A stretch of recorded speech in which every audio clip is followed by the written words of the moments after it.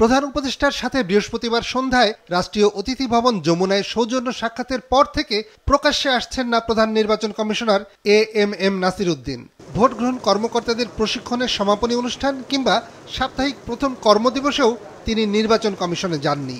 আগামীকালও কমিশনে যাবেন কিনা ঠিক নেই। তিনি কোথায়, কেন কমিশনে আসেননি? সিইসির শারীরিক অবস্থার সংবাদ জানতে তার ব্যক্তিগত কর্মকর্তার কক্ষে গেলেও স্পষ্ট কোনো তথ্য মেলেনি।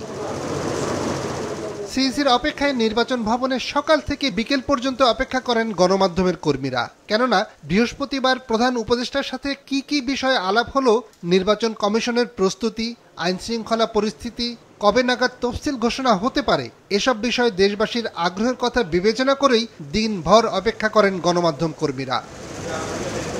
গত সপ্তাহে এনসিপি নির্বাচন ভবনে গিয়ে ঘোষণা দিয়েছিল আগামী নির্বাচনের আগেই বর্তমান নির্বাচন কমিশনারদের পদত্যাগ করতে হবে।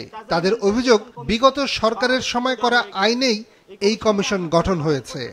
সাংবিধানিক প্রতিষ্ঠানে যারা ব্যক্তিবর্গ রয়েছে তাদের যেমন পুনর্গঠন করতে হবে, নিয়ম নীতির পরিবর্তন করতে হবে, কিন্তু that doesn't mean the election commission Bangladesh থেকে উধাও হয়ে গিয়েছে।